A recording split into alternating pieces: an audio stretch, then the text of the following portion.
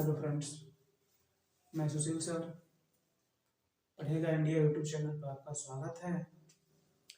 मैं आप लोगों को भौतिक विज्ञान पढ़ाऊंगा जो क्लास 10 में 2023 के लिए बहुत ही महत्वपूर्ण होगा। हम लोग चलेंगे सबसे पहले लेसन नंबर 1 में प्रकाश का परावर्तन। प्रकाश का परावर्तन में देखेंगे सबसे पहले हेडिंग है प्रकाश किसे कहते हैं।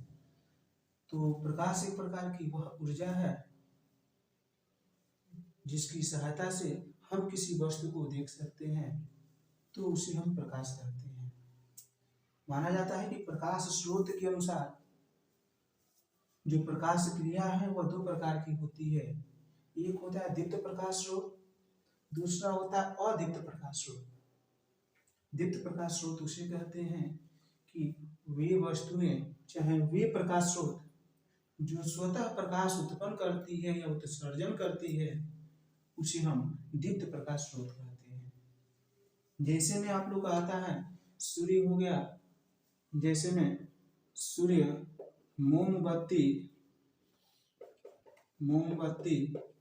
लालटेन, विद्युत बल्ब, यह सब प्रकाश स्रोत जिसको कहते हैं दीप्त प्रकाश स्रोत के ये सब उदाहरण है। दूसरा देखेंगे अदीप्त प्रकाश स्रोत किसे कहते हैं कि वह प्रकाश स्रोत जो स्वतः प्रकाश उत्पन्न नहीं करते बल्कि दीप्त प्रकाश स्रोत की सहायता से वह हमें दिखाई देती है, तो उसे अदीप्त प्रकाश स्रोत कहते हैं। जिसमें अदीप्त प्रकाश स्रोत में लकड़ी हो गया, पुस्तक हो गई, दीवार हो गया, जो भी कुछ वस्तुएं होती हैं इसको हम कहते हैं अदीप्त प्रकाश स्रोत। अगला हेडिंग चलेंगे प्रकाश के गुण। सबसे पहले दीप्त और अदीप्त के माध्यम से प्रकाश के जो बारे में पढ़े हैं तो इसका गुण भी जान लिया जाए कि प्रकाश के गुण क्या होते हैं। सबसे पहले देखेंगे प्रकाश के गुण में पहला हम लोग यह देखा जाएगा कि जो प्रकाश होता है एक विद्युत चुंबकीय तरंगों के रूप में चलता है, पहला नंबर हो गया। दूसरा नंबर होता है कि जो प्रकाश की चाल होती है 3 × 10⁸ मीटर प्रति सेकंड होता है, उसको हम बोलते हैं प्रकाशिक माध्यम। प्रकाशिक माध्यम 3 प्रकार का होता है। पहला पारदर्शी, दूसरा अल्प पारदर्शी, तीसरा अपारदर्शी। पारदर्शी किसे कहते हैं? वह प्रकाशिक माध्यम जिसमें हम आर पार की वस्तुओं को स्पष्ट रूप से आसानी से देख सकते हैं, उसे हम पारदर्शी कहते हैं। जैसे पारदर्शी में स्वच्छ जल आ जाता है, वायुमंडल में किसी भी वस्तुओं को हम आमने सामने देख सकते हैं, यह हम लोग का होता है पारदर्शी। अल्प पारदर्शी क्या होता है?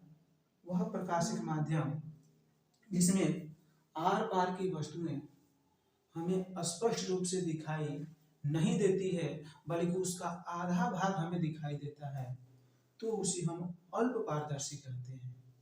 जैसे गंदा जल हो गया, किसी अगर लेयर को झिल्ली को लगा दें तो उस झिल्ली के माध्यम से उस वस्तु का आधा भाग दिखाई देता है, आधा भाग दिखाई नहीं देता है, यह भी आपका आएगा अल्प पारदर्शी में। तीसरा देखेंगे अपारदर्शी। अपारदर्शी उसे कहते हैं वह प्रकाशिक माध्यम जिसमें आर पार की वस्तुएं हमें बिल्कुल दिखाई नहीं देती है, बिल्कुल मतलब एकदम दिखाई नहीं देता है। जैसे मान लीजिए कि दीवार हो गया, दीवार से आप उधर खड़े हैं और मैं इधर खड़ा हूँ, हम आपको ना देखेंगे ना आप हमको देखेंगे, तो वो एक प्रकार का हो जाएगा अपारदर्शी माध्यम। अब इतना समझ में आ गया, तो हम लोग चलेंगे प्रकाश किरण किसे कहते हैं। अगला हेडिंग रहेगा हम लोग का प्रकाश किरण किसे कहते हैं। प्रकाश किरण उसे कहते हैं कि प्रकाश जो होता है जिस पारदर्शी माध्यम से होकर गमन करता है। पारदर्शी का मतलब आर पार दिखाई दे, तो वही बोलेंगे प्रकाश किरण किसे कहते हैं कि प्रकाश जो होता है जिस पारदर्शी माध्यम से होकर गमन करता है उसी को कहते हैं हम लोग प्रकाश किरण कहते हैं। प्रकाश किरण जो होती है 3 प्रकार की होती है। प्रकाश किरण 3 प्रकार की, पहला होता है अभिसारी, दूसरा होता है अपसारी और तीसरा होता है समांतर।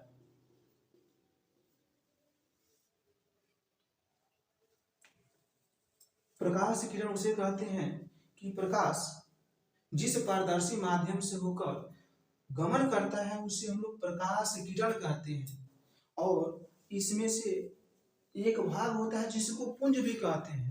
पुंज का मतलब होता है समूह, और उसी का एक हेडिंग होता है, उस हेडिंग को कहते हैं हम लोग प्रकाश पुंज, उसको कहते हैं प्रकाश पुंज।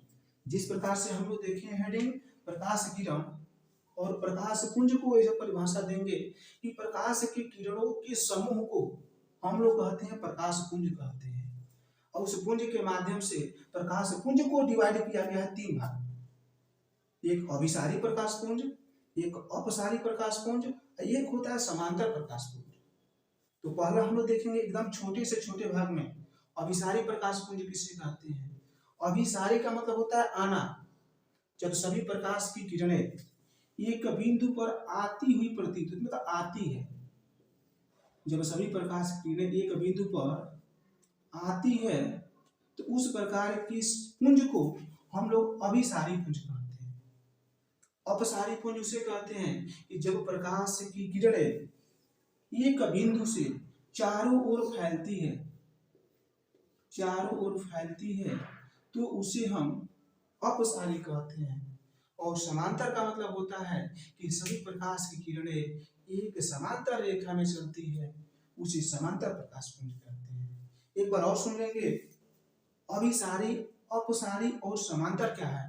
अभिसारी का मतलब उदाहरण में देखिए, जैसे लाइट देखे हैं ना हम लोग, टार्च जिसे कहते हैं, तो जब हम टार्च को बारते हैं तो प्रकाश चारों ओर फैल जाता है, तो वो आपका हो जाएगा अपसारी। जब उसे बुझाते हैं तो प्रकाश सब एक जगह केंद्रित हो जाता है, वो आपका हो जाएगा अपसारी। और समांतर का मतलब जानते हैं कि सब प्रकाश की किरणें एक सीधी रेखा में, सभी एक समांतर रेखा में चलती है, उसको हम लोग कहते हैं समांतर प्रकाश पुंज कहते हैं। अब अगले टॉपिक कल देखेंगे।